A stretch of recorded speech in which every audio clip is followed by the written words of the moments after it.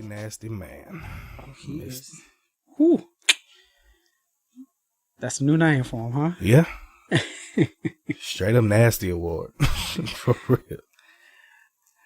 For those of y'all that who don't know who we're referring to, that would be one Mr. Robert Kelly. Yes. You can't trust nobody with a middle name that's Sylvester, though.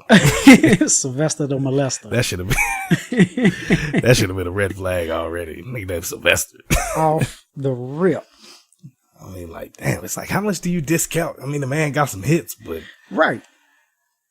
Eventually, I can't just turn a blind eye because the nigga got some hits, man. At all. I mean, period. Because fame can only get you so far. Yeah. But depending on the crime that you committed and who you're committed it to, it stands to reason that it can only do so much. Because let's be honest. Now he preyed upon young black women. Now, what happened if that would have been Becky, Susan, or Chelsea?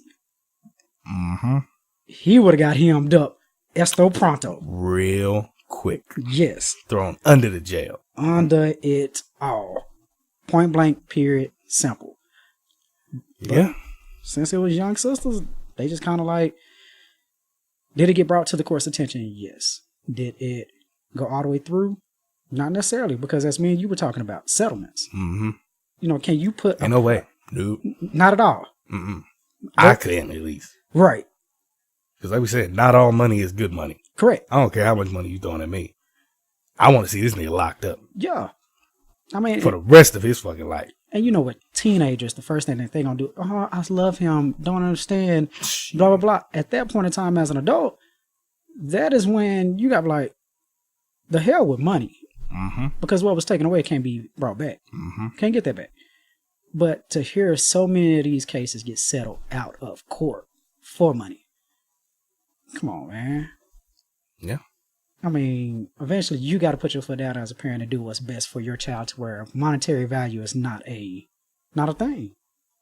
But for a lot of them, like they say, 5-figure, 6-figure settlements swept up underneath the rug.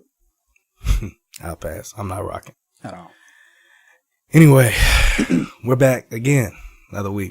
Thank you all for tuning in to the Welcome to Forever podcast. As always, it's your boy P Mac, a.k.a. The Bad Guy. Just like that. a.k.a. Petty Kruger. I could keep going, but I got too many nicknames to keep on pushing, so we just going to stop it right there. Man. But The Bad Guy and Petty Kruger right here. I wish that we could have that Scott Hall intro music, man. I swear, I really, really do that. Razor Ramon, that would make it all so much better. I swear, I'm gonna put that motherfucking shit over here. Matter of fact, we do need to start doing that. For real. Put a little clip on there. Have my little intro music. Yours. Yeah. I'm gonna do that. We'll have it on there for next week. That's what's up. That's what's up. I'm gonna hit it straight up Bad Guy.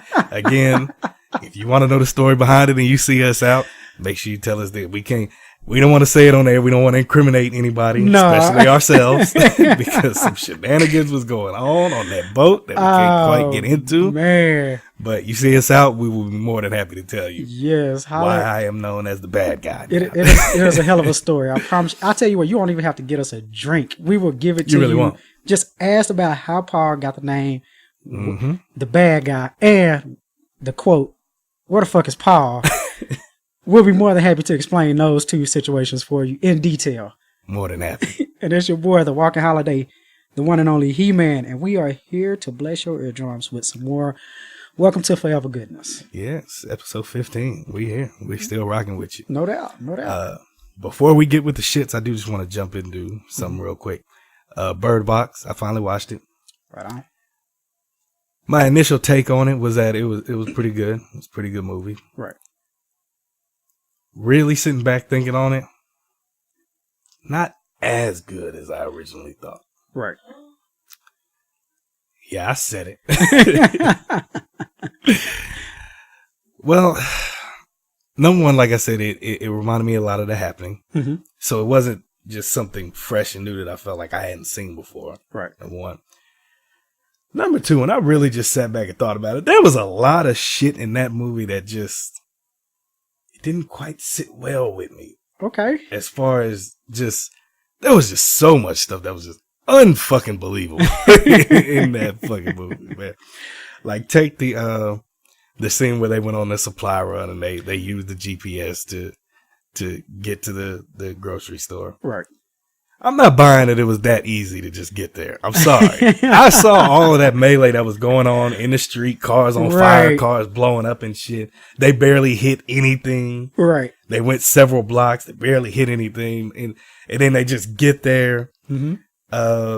Because the sensors start going off like there was shit all around the car. So he just gunned it and they just happened to be right by the front of the door. I'm not buying it. I'm not buying it. Not even a little bit. Not even a little bit. And I said it when I was watching the movie. Mm-hmm. The old dude that was sitting there drinking, talking about we should just stay here. Right. I was with him. Yeah, John Malkovich. I'd have just stayed there. I would have just stayed there. Man. I'd have been like, fuck it.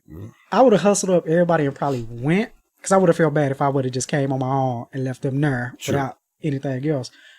But it was a nice little spot. You could eat. You had everything else covered up. Now, when they talk about old dude in there by his damn lonesome, the crazy fish dude, his ass would have just been locked up with me. Yeah, I'm like, bro, there's a reason why you in there. I don't know what that reason is, but that just don't make sense to me. Yeah. I just think, because I'm with you, it was a good movie. I enjoyed it because it was different. It was different than the same kind of mediocre horror movies that we've been getting as of late. Like you say, Happening came out years ago, so it was a refresh take. But at the same time, I feel like that they held a lot of stuff back for possibly a sequel. Yeah, like they left a lot of it out, and I still think they could have dug a little deeper into it, right, and still kind of left a little bit unanswered. I just wish they'd have cleared some other stuff up, but no doubt. I mean, all in all, I give it like C+. No doubt. No doubt. I give it an even B. Point blank, just even B. It was different enough to the point where not only that, the acting, the back and forth, they did that pretty good for me as far as going from present to past, seamless transition for the most part, and they had some pretty good acting. Some big name actors. That was probably the strongest part of the movie. Right. Another thing that kind of irked me a little bit. What's that? After she had the baby, and then they basically everybody else in the house was dead. It was just them two, two kids. Damn, no doctors in there or nothing. Like, I don't know. It just I think too much and I overanalyze shit. But like I'm sitting there thinking about, like, obviously they start feeling each other. You locked up with somebody for 5 years, right? Yeah, but so he was just beating it up, and her stuff was just all tore up from the childbirth, and I mean, didn't get stitched up or nothing. Like, he was just beating it up. I mean, I get it, That means some freaky shit was going on behind the scenes. If no pregnancy was going, so a whole lot of freaky shit was going on without her getting pregnant. I'm saying, because that's human nature. That's just like with Machine Gun Kelly and the cop shit. Yeah. And then I want to know what happened to them. They never said. Just unanswered. I assume they didn't make it because they didn't seem too bright at all. to period. Be honest. They had the right idea. I mean, hey, we might be dying. You know what I mean? And that's the natural order of human beings. When we feel like that our species is about to die off, we want to reprocreate. Because as soon as she saw that one motherfucker that had the bright idea to check the security cameras outside, as soon as she saw this nigga just fall over and break his own neck on that damn chimney, right, or whatever. Oh, she changed her tune then. Yeah. She wasn't having it at first. At all. She was not going to happen. It sounded real good. See how quick death come at you? I'll put it to you like this. That hobo on the end of the block, missing socks, all that shit, he start looking real good to you, ladies. You'll think about it. You consider it. And then of course the rapids scene. I'm not buying that either. At all. I'm not buying. I could see her because she was grown. Right. How the fuck did them two kids not just get swept with that current of that shit right down to just wherever. wherever. Exactly. Like, they just happen to be, pinned up. 4 or 5-year-old kids strong enough to swim Hang through on. that current and hang on. Not buying that either. But And the thing they give you is, I ain't gonna lie, they had like a real moment in there. What I mean by that is, and I asked y'all out there listening, when she was like, I need one of us to look. Now, if it ain't your child, all right, it didn't come out of you. It's somebody else's child. Because she was thinking about it. She really was. she was thinking hard because little girl was like, I'll do it. And she was like, you're not mine. I'm not obligated. You somebody else's child. I love my child. How many of y'all would have let that little girl sit up there and look, knowing that she probably wasn't going to make it? Oh, it's crazy to think about. I mean, how much did she really just love us? So she didn't give him no name either. Right. So, boy, girl, so on and so forth. Come on now. I'm like, that's just too motherfucking wild. That's cold. But I got to give her props. When the movie first came on, she had that moment to where she was like, I'm not dealing with your shit. She was like, look, you will die. This is what is going on. This is what's happening. You don't listen to me, you will die. And I was like, okay. Got my attention. It did. It got my attention right off the bat. And I did see when she was on Ellen and she said that she got a kick out of yelling at kids. She said it was easy to do that. I did see, because Sandra Bullock, that's the homie though. For real. She's invited to the cookout. Yes, yes. But she said it was actually quite easy to do that though. So nothing wrong with it. Not at all. Nothing wrong with it at all. Another movie I checked out. Spoiler alert if y'all have not seen it, because I got a couple of details to divulge on this shit. What you got? Bandersnatch. Great concept. I love the concept of the interactive shit within a movie. Oh, that shit was so ass though. That shit it was so promising at first, the storyline of it. That shit got ass so quick, man. After a while, I was like, damn, I gotta choose another decision. Like shit, man. Yes. And that shit was so ass. It's like, because they were going for what was it? The concept was to try and get 5 stars on the video game at the end. And I'm just like, all right. Like I say, I enjoyed it because it was different. It was fresh. Is it going to start a whole new genre over time? No, because it had too many holes. It had too many things going on. I did read to the point to where they said they filmed more to the movie, but they blocked it out to where even consumers and the director can't even access some options, so to speak. No. But no, I'm with you. I mean, I enjoyed it the first 2 go-arounds, but once I couldn't get to where I needed to go, it seemed like it just kept repeating itself over and over. That's when I kind of lost interest. And then some of this shit was just stupid. Like when you got to the damn scene where he's sitting there asking for a sign and the thing pops up and it says you can either choose Netflix. Or the other shit. I was like, are you fucking serious? And so after a couple go-arounds, I chose fucking Netflix. Right. Which takes him to the damn therapist or whatever. And then this bitch basically jumps up like, come at me, bro. Jumps up like Katana in Mortal Kombat. And they start squaring off, fighting. Then his dad come in there and they start fighting. Oh, that was when I cut it off. That's when you were done? I was like, I'm done with this shit, bro. And at that point, I had seen, I'd gotten the 5 stars. Okay. On that one, which was fucking gruesome because he fucking chopped his daddy up. Right. Then they go into him, how he got, it was good, but the gruesome backtail on how he made all of that shit. So shit was just wow. Like I said, I like the concept of it, but the shit got old really quick. After about maybe 3 or 4 different ones, it got real repetitive and shit. Right. I was just like, I'm getting tired of them subliminally saying, I would try again. I think you should try again. Shut the fuck up. I'm not trying this shit again. Like I said, I enjoyed it. I enjoyed it initially, but like you say, once it started constantly repeating itself to the point to where I get the different decisions, but at the same time, it just didn't offer enough variety towards the tail end, or offer enough variety in the beginning to the point to where you're like, okay, well, let's go on it didn't deviate enough from the path that I was taking when you start making choices. When the story ended, you had the decision whether or not to repeat a certain decision. I was like, Uh-huh. all right, yeah, this is. And then, like, even with the storyline itself, I really thought it was building towards something bigger. Right. And it never got there. Right. I was just like, okay, this is whack. You done? I'm pretty much over Tapped this. out? Now, on the serious side of this, Mm-hmm. I think if somebody was suffering from any kind of mental illness, Right. they need to avoid this.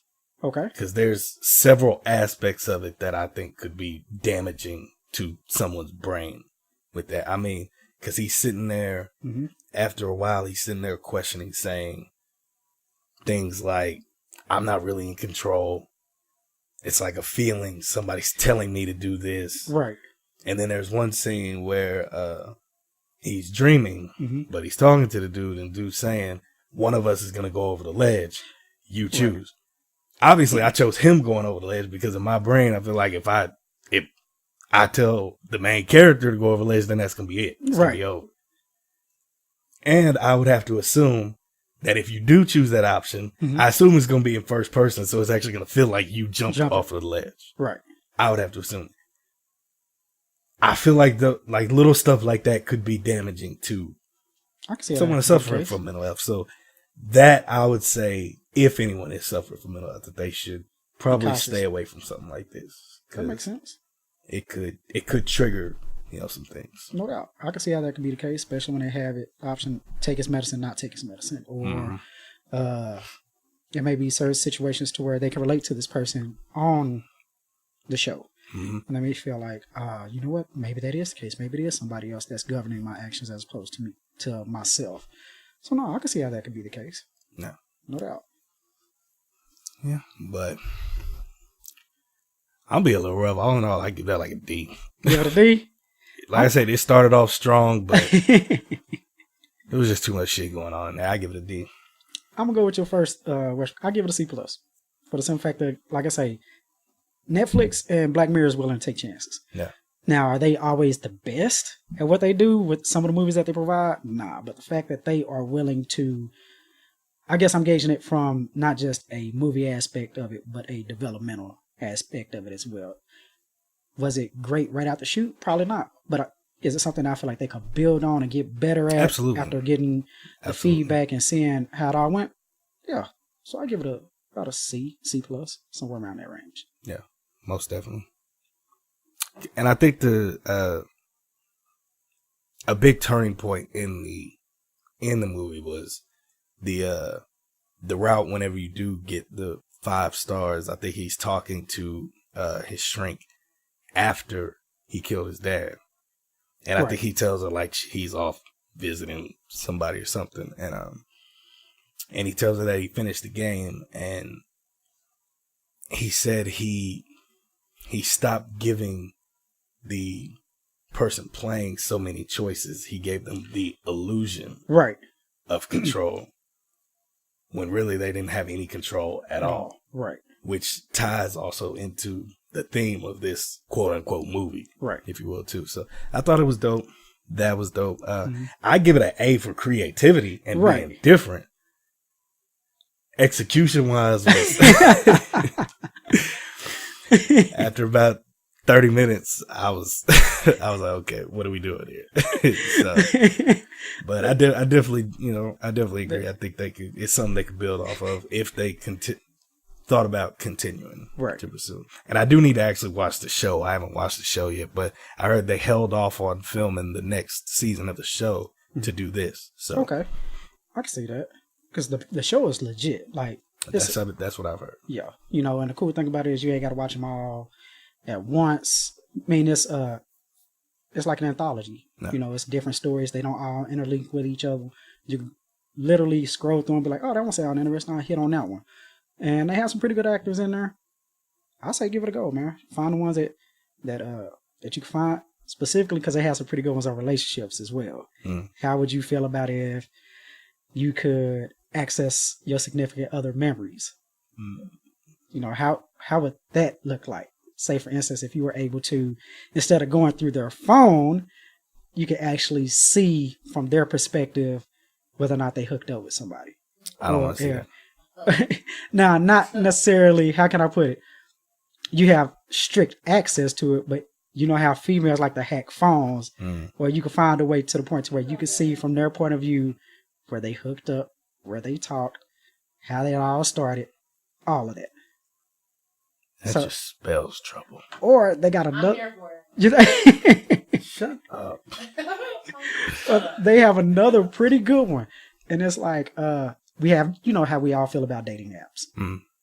Have a dating app. If I'm not mistaken, you have a watch that coincides with the dating app. Most of Black Mirrors typically deal with futuristic type things.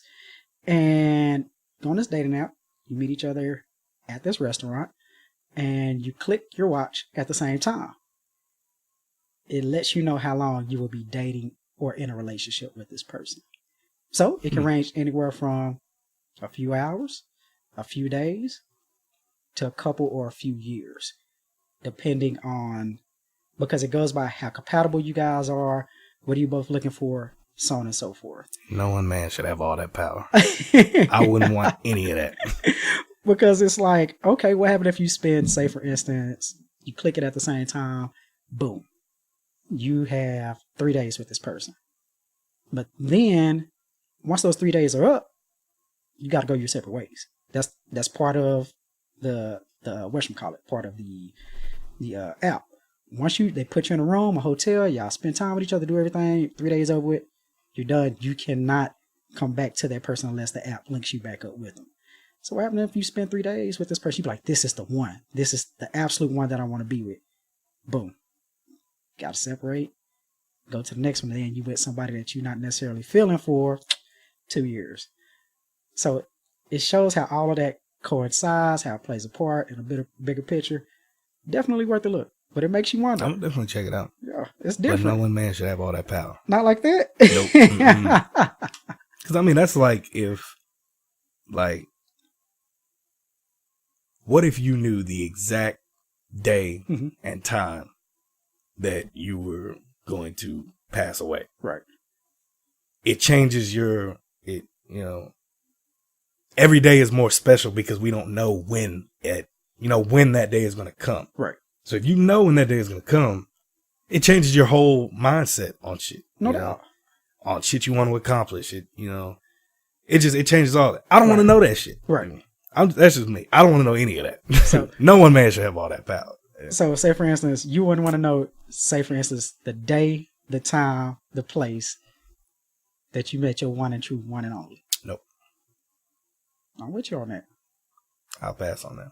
At all. Because you stop living your life in that moment. You are too busy caught up on this specific date, this specific time, that you will lose focus on any and everything that comes prior to that. So, I can most definitely feel you on that. If I know that for a doubt when my time is going to come, or when I know when I'm going to fall in love or get married and things of that nature, it don't make it as special. Yeah, I'll pass on that. You brought up dating apps, though. Right. I want to stay here for a second. All right. I'll try them for the fuck of it. Right. See what the fuck happens. All right. I hate when I come across a girl's profile and every single one of her pictures has like 2 or 3 girls in the pictures. I know what you're about to say. And then I don't know which one is her. And I don't know if she's the fine one or the ugly one. Yes, bro. And then and then I swipe right to see. And then she writes me and she turns out to be the ugly one. Then I get mad. I hate that shit. That is a good question, because need to know, ladies, why do y'all do that? Now, let's be honest.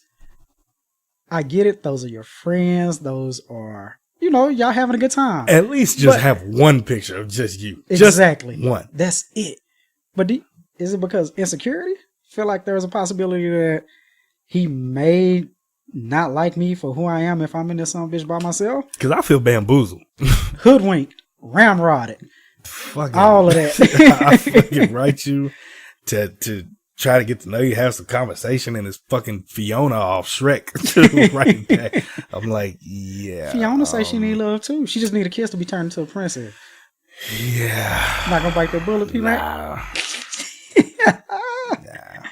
dating apps is truly something else. They are. You know, it is truly, truly, truly an event. I'm curious to hear the viewers or the listeners out there.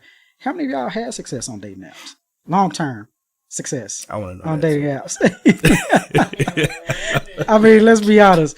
At one point in time, if you've been on there, we can all act high and mighty. We can all act foo-foo. We can all act like you ain't just got your rocks off with somebody off there. All right, let's be honest. But how many of you have just actually felt like that you found somebody that you wanted to date or have dated for quite some time on a dating app? If not many, what do you feel like there is one thing that dating apps should correct? What is that one thing that you feel like they should fix to ensure people that want a relationship to make that happen? So, holla at your boys. Let us know what you guys think. What should be needed in order for online dating to be successful in your eyes? And I laugh on Bumble because the women have to write first. Right. And I laugh when I see their profile and at the very bottom it says, be a gentleman and write me first. I'm like, bitch, I can't write you first, you dumbass. At all. They be killing me with that. Because I'm like, can't hit you up. You got all the power. Ain't that what they want? You, again, men pick, women choose. This is a perfect example for that in that regard for Bumble. They literally could decide who they want to talk to, how they want to talk to them, and move forward from there. And then I love the pages where the girls have a whole list of criteria. I'm not going to read that. I'm not going to do that. It'd be all this shit. It say, if you don't go to the gym, swipe left. If you don't like dogs, swipe left. If you don't have a car, if you don't have a job, if you don't go to church, if you don't love your mama, swipe left. I'm like, bitch.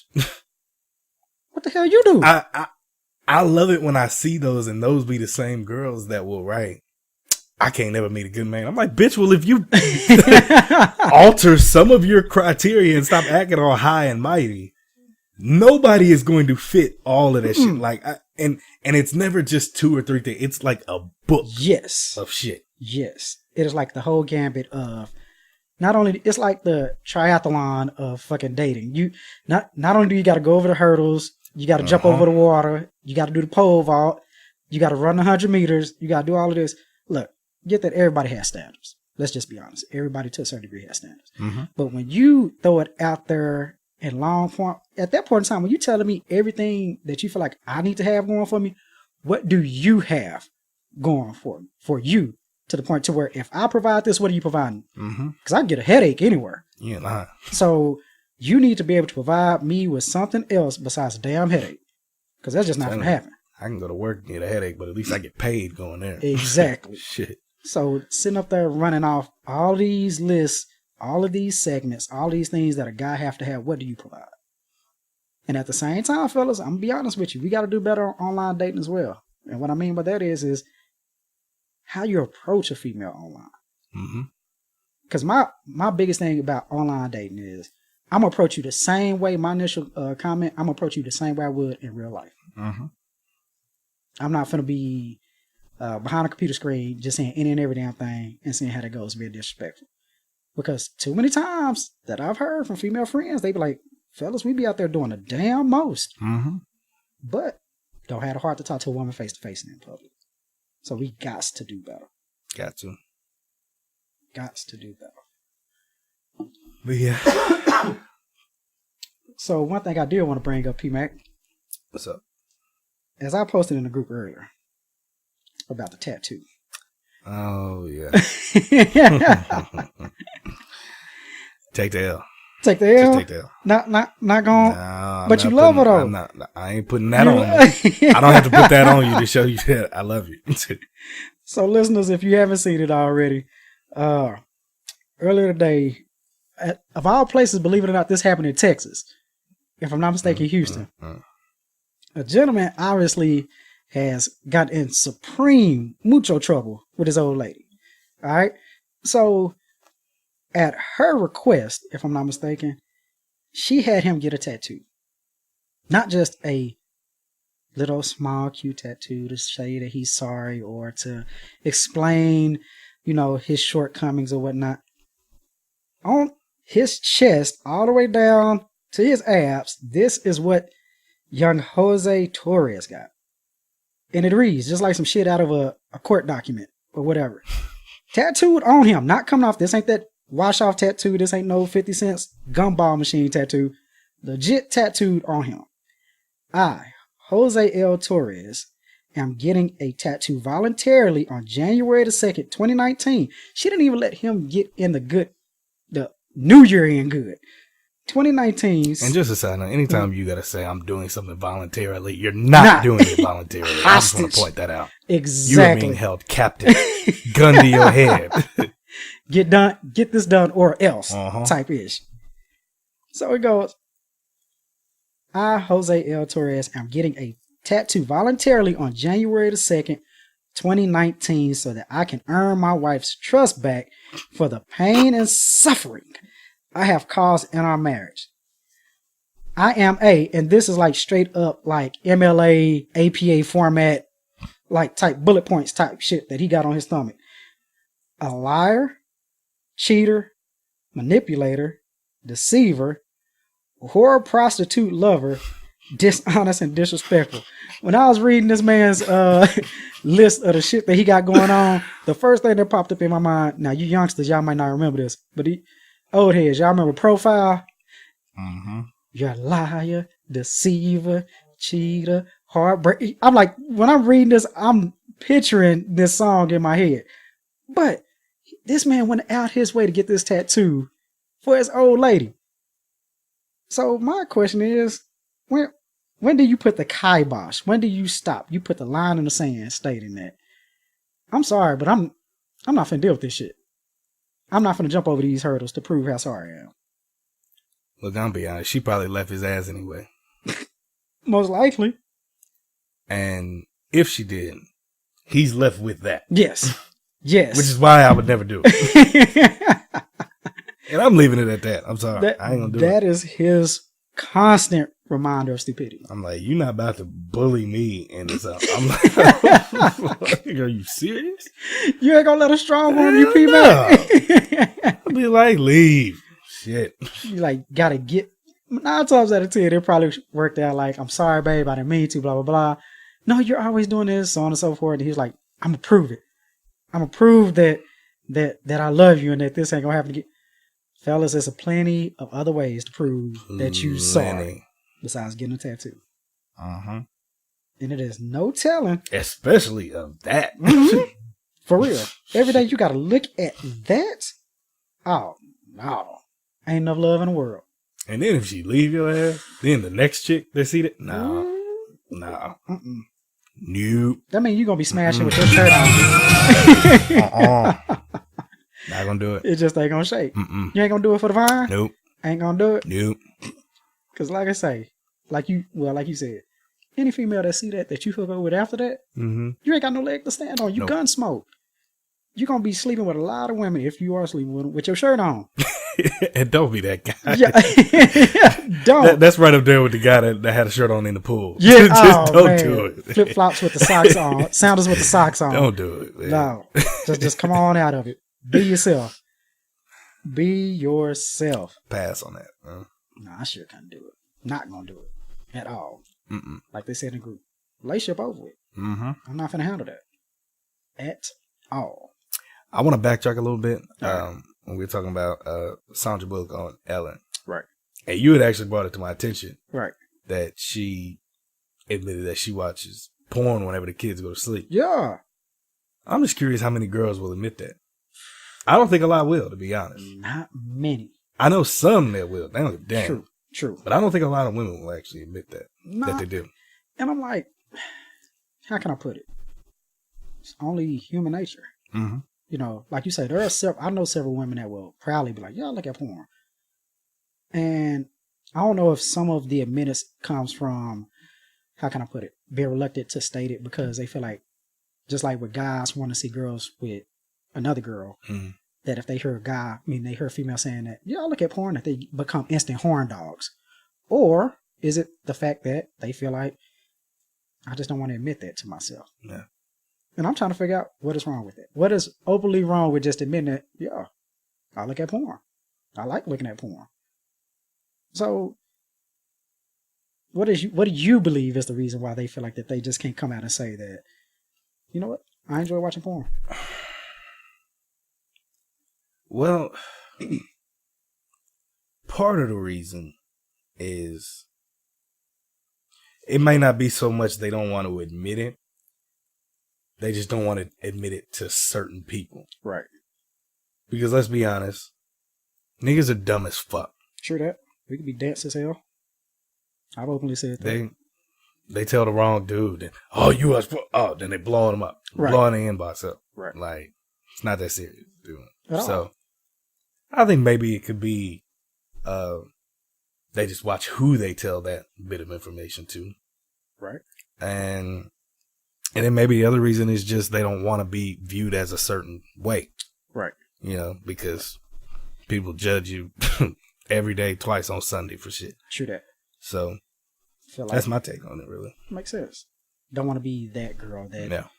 oh my gosh, she watches porn. Oh, she openly admitted that. All the whispers and all that. Mm-hmm. Because, how can I put it? Females are a lot easier to get labeled, it seems like, than guys are. Very much. You know, in that regard.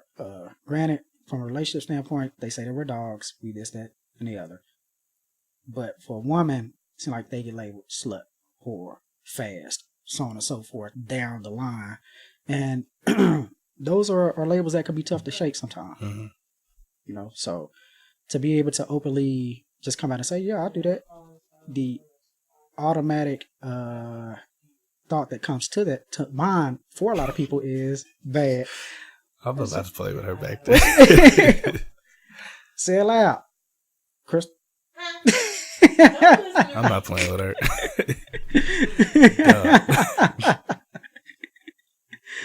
But no, I totally feel you on that, man. That is a good question. So, ladies, what do you feel like? Not asking if you do or don't watch porn, but from y'all's perspective, why do you feel like ladies don't like watching porn? I mean, don't admit saying that they enjoy porn, so watching porn. So, I think that's a real good question to have.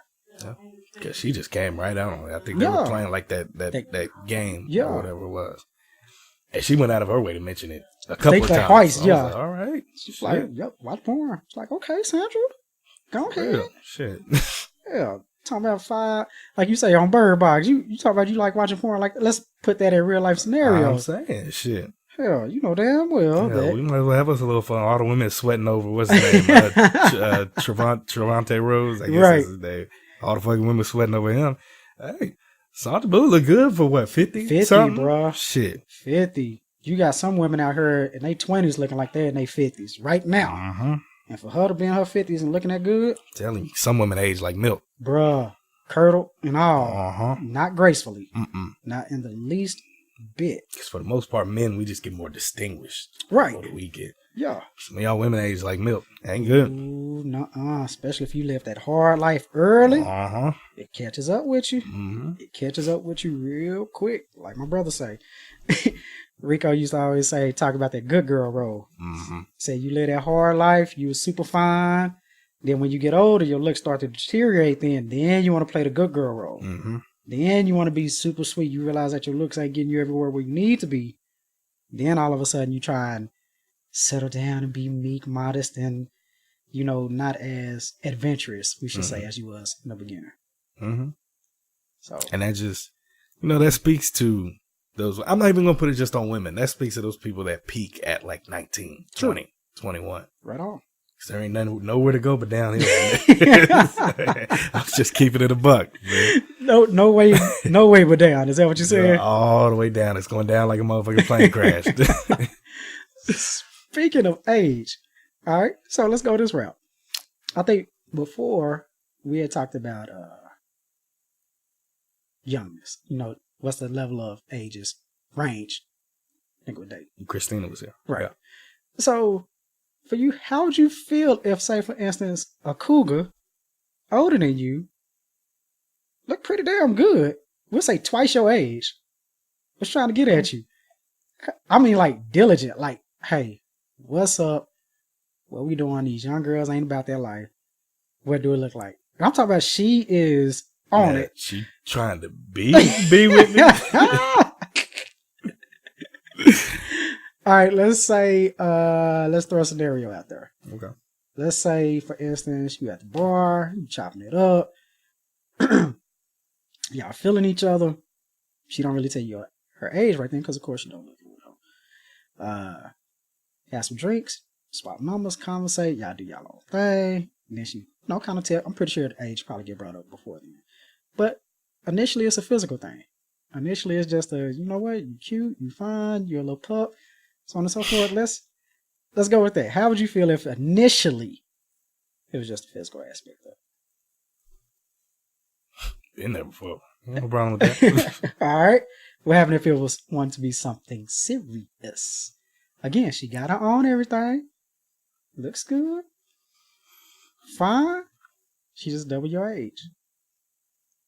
I'd approach it the same way I would approach anything. All right. Take my time. Right on. And just, stay one day at a time and just see where it goes. I mean, ain't no rush for the shit.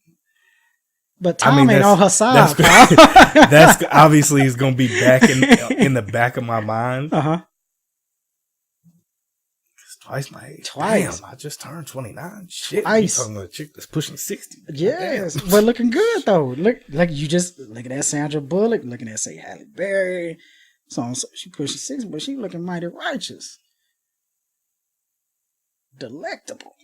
I don't know. I'd have to put a cap on it somewhere, man. And in the 50s ain't it. Say no mas. 50s ain't it. If I was like in my 40s or something, yeah, fine. Right. But, shoot, I've been 29 for a month now. Like, that'll put, like you say, pushing up to that 60 range. I'd have to like, look, it's just gonna have to stay kind of what it is. Because again, believe it or not, you got time is not on her side. Right? Time is not. This is very true. She wants to settle down, and that's what I'm so used to. Because I take relationships and all that kind of shit serious. So I want to take my time and really get to know somebody. So if time ain't on her side, I mean, that's just what it's just got to stay that way. It's just gonna have to stay what it is. Yeah. Just like that. Yeah, I'd have to put a cap on it somewhere. I mean, me being 29 right now, right? As far as seeing where something could go, if it had the potential of being serious, I'd probably have to cap it at like 35, 36. I think it's probably where I'd cap it at. Makes Anything sense. more than that, we just having fun. You gotta be J-Lo. If J-Lo came to me and was like, hey, put in the Raptors. Yeah, real quick. Shit. She is an ageless wonder. Yeah. She is most definitely that. So. She's the exception and not the rule. So.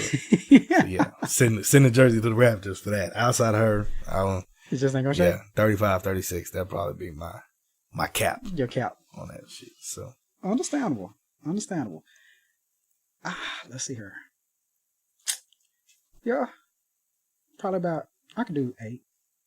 Anywhere between, I don't know, 8 to 10. Because I am 35. So 45 to settle down, that ain't too bad. I feel like. No. But.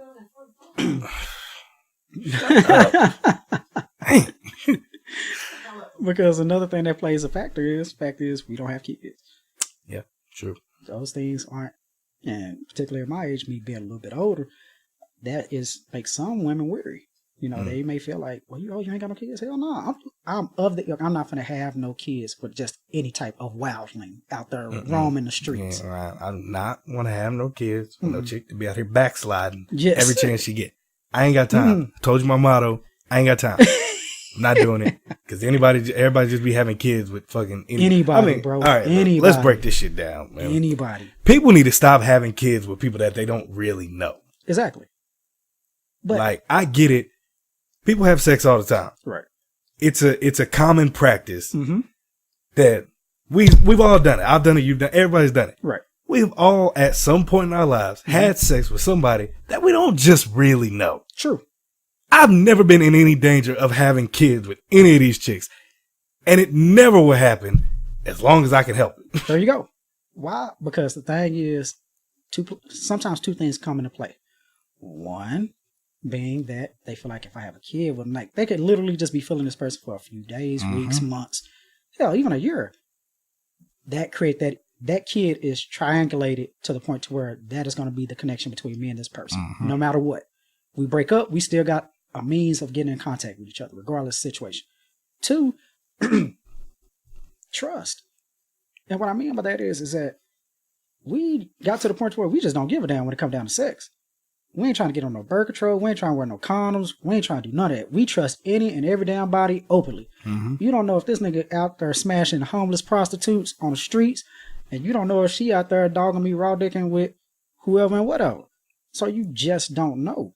But, like you say, not finna put myself in that situation. I just refuse to. Because my whole thought process is if that day comes where I'm lucky enough to have kids one day, if it's a boy, okay, I want him to be able to know how to treat women. Right. Not just by word of mouth, but by me leading by example, seeing how I treat his mom. Exactly. And on the flip side, if I had a little girl, Lord help me. We was talking about that. I want her to know how she should be treated. Yes. Again, by example, by seeing how I treat her mom. Right. That way she don't settle for anything less. That's how I'm built. Yes. So in that regard, I don't want to be in a situation where I just have a baby with anybody. There you go. And then they go off do their own thing and then I got random niggas coming around my kids. Fuck that. That's how I'm built. Right. I mean, so if I can help it, right, that's how I envision shit happening.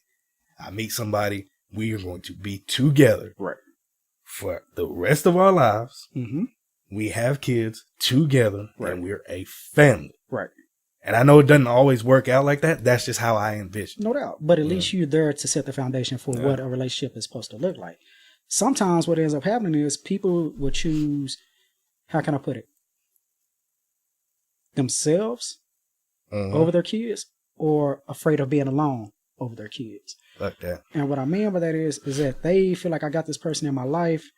I don't want them to leave. I'm afraid of being alone. The hell with him beating me the fuck up. The hell with her abusing me in this manner. I'm afraid of being alone. Or two, they're selfish. This person pays all the bills. They get all the emotional, monetary satisfaction from it. But this person is not a good role model, or again, abusive in front of the kids, so they deal with it. No. And like you say, because if you don't show the world, show your children what a healthy relationship looks like, the world will. And if your little girl or son is seeing mama getting the hell beat out of her, cussed out, handled on a regular basis, kids are like video recorders. They keep all of that. So they're going to think that's normal. That is absolutely normal. So when I hear people sit up there and say, look, I get it. It's not easy to leave somebody. It's not, especially when they're abusive, things of that nature. But if you got kids with this person, that shit could just be doing more harm. Exactly. You have to wager that person that you're with, feelings versus your children's and your future. Will you struggle? Yes. But if you made it this far in life without no struggling, I don't want to be around you. You struggled before in life. You've overcame it. You can overcome this. Because, as you said, your child's life hangs in a balance. Their future hangs in a balance. How much or how willing are you to sacrifice your child's future for your present state right now? Same. Because it could be a situation where the man is putting his hands on the wife. Little boy sees it. Right. Let's say he goes to school. Sees a girl in class. He hits it. Right. Teacher's like, why'd you do that? She's like, well, my dad is my mom. Right. So I thought it was okay. Exactly. Or, like I say, if it ain't physical, sometimes even mental abuse is even worse. You ain't no good. You ain't gonna find nobody better than me. Where the fuck you think you going? So on and so forth. You ain't shit. You are nobody. Those are the type of wounds and scars that stick with a woman a lot longer than the physical abuse. Physical abuse, I'm not downplaying that at all. But when a woman constantly degraded, so on and so forth, as if she's nothing, And this is not only playing back in her mind, but that also creates doubt and feelings with the little ones that's paying attention there as well. So, nah, I'm with you, especially if I have a little girl. Oh, no. Told you. I'm telling you. If I have a little girl, there will be a room in my house that look like old boy's room on Money Talks where you had that whole room full of guns. Right. I will have a room like that. Let them see what is going to happen. I would every one of her birthdays, I'm getting myself a new gun. All right. Like, this one she was 15. This one. Yep. Oh, yeah. She was 15. So what did I get? I got an AR-15. When she turned 9, I got a 9mm. Just like that. Go right down the list. Because like I said before, that's another thing too. I feel like us as men, when we have children, we don't have those talks with them. You know, the way men act. We always leave that. We feel like, oh, mom would talk to her about it. She's a woman. She could talk to her about it. But there are certain discussions that us as men have to have with our daughters. Granted, I don't have any, but I feel like it needs to be brought up. And I think it would mean more to the kids. Very much so. For men to have those talks with them. Right. Instead of just having to rely on mom all the time for that shit. No doubt. No doubt. Because when it's coming from us, they can equate it better. Oh, he's saying exactly what my dad said he was going to say. Because a lot of times, children may feel like that we're just saying no just to say no. Well, why can't I? Because I said so. No, sometimes you need to sit down and break that shit down and be like, look, this is the reason why. This is what's going to end up happening. He's different, baby. Let me talk to you about this. Let me show you how this isn't the case. Because I already said, when I had kids, especially if I have girls, when they reach that certain age, you getting on the pill.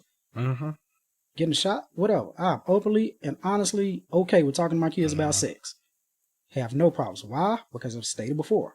She's the one that's going to come home with a child. He's still going to be out there, damn me, thundercatting and wilding out to the fullest. While not just her having to take care of a child, but I want my child to be successful. So 9 times out of 10, me and my wife, girlfriend, going to have to be the ones that's help raise the child. No, you're not finna quit school. No, you're not finna stop getting your education. No, you're not going to work. I mean, if you want to, that's cool to a certain degree. But for the most part, me and my significant other are going to be the one raising that child for the most part. So no, your ass is getting on that pill. Your ass is going to get on that shot. And guess what? If we're going to be honest about it, me and him going to have a talk about that shit too. Yep. Invite him over right when I'm cleaning my gun. But I do have a question for if there are any parents that are afraid to have those talks with their kids. I do have one question to them. Would you rather have that talk with your kids or have them go ask somebody else about it? Because let's be honest. Because you don't know what information somebody else may give them. Exactly. Because 9 times out of 10, if they get it from somebody, it's going to be their friends. And they don't know jack shit about this world. They don't know a damn thing about it. So they are only going to lace them up on what will make them feel good at the time. Not the long-term repercussions, not what comes with it, not how it can impact them in the future. 9 times out of 10, or if they don't go to their friends, they're going to go to somebody older that can take advantage of them.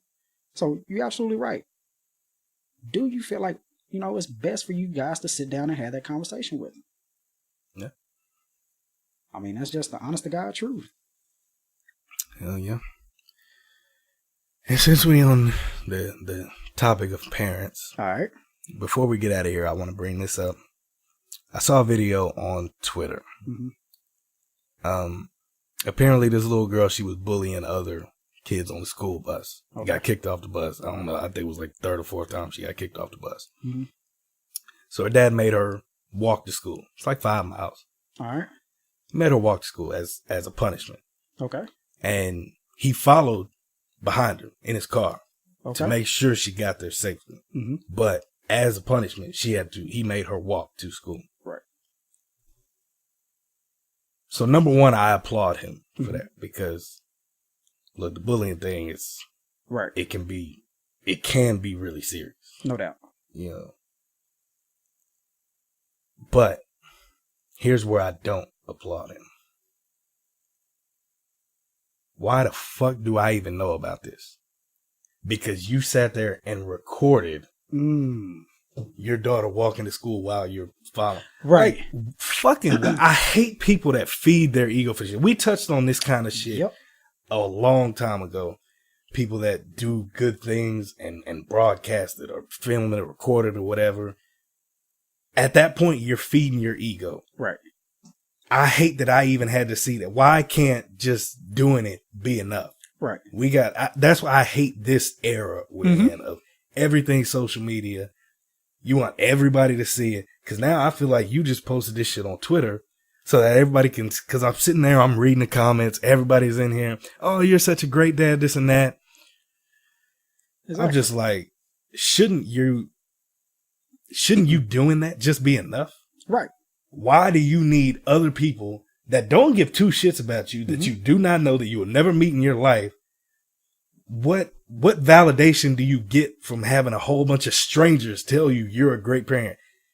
Exactly. If I know I'm a good parent, I don't give two shits what anybody else got to say about it. Right. This is my child. I'm going to discipline her the way I see fit. Right. And that's going to be it. I don't feel the need to have to broadcast it to everybody else. I hate that shit. You're feeding your ego. Please stop that shit. I hate it. You hit the nail right on the head. Feeding the ego. They need that pat on the back. Same way when people, the smallest thing goes on with them on Facebook, Twitter, pray for me or whatever else. Or they do something right. They tip a homeless guy. Look at what I did. They need to feed their ego, that self-gratification. Like you said, I don't need to know the world to know what I'm doing in my household. How I'm installing that morals into my children. 5 miles? That is a journey. Will she think about it next time? You damn right. Damn right. But guess what? That stays between me and my child. Mm-hmm. The world don't need to know that. Why? Because the world, well, the more eyes that are on a situation, the more misinterpretations, the more misjudgment, the more you open up your household, your lifestyle to insurmountable amount of critique, judgment. So when you get that type of judgment and say, for instance, you can't handle it, you feel like I got to find a way to correct this. So you create different situations, scenarios, or whatever for your household that don't need to be there possibly. So I'm with you. If you do a good deed, if you feel like you made the right choice, what is the point and purpose of recording it? You doing the right thing should be enough. Mm-hmm. Why? Because if anything, you let your daughter talk about it. Yeah, I had to walk 5 miles to school, or I had to do this. I can't do that. That in itself is a lesson. But for you to record it and show it, that's equivalent to like when they record giving their children bad haircuts for acting up at school. Giving them coal for Christmas. I saw a lot of that. Really? I saw a couple of videos of that, of parents filming their kids on Christmas, opening their gifts, and it was rocks and shit like that. And then they're sitting there like, I told you to be good all year. You didn't listen. And the child falling out crying and shit. Right. And the shit's just whack. Again, all the people in there, oh, you're such a great parent. Maybe they'll learn next time. Stop it. Yes. And to touch on the subject with the girl, walking to school. The girl was like 10 years old. Okay. Right. By you sitting there filming that, you don't know the negative impact that might have on her. Right. Because you're only stopping to read all of the good messages on there. Exactly. You're not seeing all of the other, and maybe you are, I don't know, but there were quite a few messages on there too, saying, oh, look at this girl. Look at how you're raising her. Why is she acting like that? Oh, this little 10-year-old girl. People on there. Oh, that child is a bitch. Stop bullying. Like little shit like that. Come on, man. You don't understand the negative impact that something like that might have on a child. Right. Essentially. Like I get it. You want to discipline her. Fine. But it's a cold world out here. It is. People on the internet do not give two shits. That's my point. Right. You're only looking at the positive shit of everybody telling you you're a good parent, but you're ignoring the negative shit of everybody calling your daughter a bitch, this and that, for bullying people. And guess what? That will impact her. That could impact her. If she saw the comments, if she saw, did you see what they, because kids be online all the time. Oh, they called you this, and this. Like you say, the internet does not give a damn. They don't. And he filmed her for the whole 5? Like for most of the time that they're they're walking? The video was like 3-4 minutes long. Really? He's sitting there narrating and shit. Yeah, she got in trouble in school, this and that. Dude, shut. First of all, I've never, for the most part, record my kids. No. Place it on Twitter or anything like that. Nothing. You got too many perverts out there. You got too many things of that nature that goes on that are on prying eyes. So, no, in order to get a little pat on the back, it's not worth it. I'm saying, like I said, I applaud him for teaching her a lesson, but still following her to make sure she got the rights. Didn't nobody mess with it, but just don't post the shit, man. Oh. The shit's whack, man. Period. I'm with you on it. That's just about all I got, P-Man. Yeah, that's pretty much all I got, too. Shit. No doubt, no doubt. I don't even think I have any advice for the people today. No advice today? Hell, I think we gave parents enough advice. There you go. Shit. I have to agree with you on that. You got it live and in color from two people that may not have kids yet, but I taught parenting classes in a previous life. But and I coach a lot of knuckleheads too, so I at least know somewhat of what I'm talking about with these young motherfuckers. But for all of the parents out there, we do commend you for what you do. Raising children is not easy. You are bringing in a new generation with a lot of difficulties that we didn't have personally growing up. So for all the parents out there that are doing the best that they can, trying to raise their children the best that they know how with morals, things of that nature, we absolutely commend you. Telling you, because we're professional uncles. That's right. They come over to Uncle House, but they get to go home at some point. That's right. So they can do whatever they want over at Uncle House. At all. Take your ass home. You going to the house. We love you, but at the end of the day, you're going home. Mm-hmm. End of discussion. Don't mind babysitting, don't mind watching them, but at the same time, they know they get out of line. Uncle gonna handle it. Mm-hmm. But love them enough to where we'll give them back to you. Yep. They just got to like go that. home. Well, as always, it's your boy P-Mac, a.k.a. the bad guy. It's your boy, the Walker Holiday, He-Man. We appreciate y'all tuning in for episode 15. Shout out to the YouTube subscribers as well. And we'll see y'all next motherfucking week. Just like that. Peace.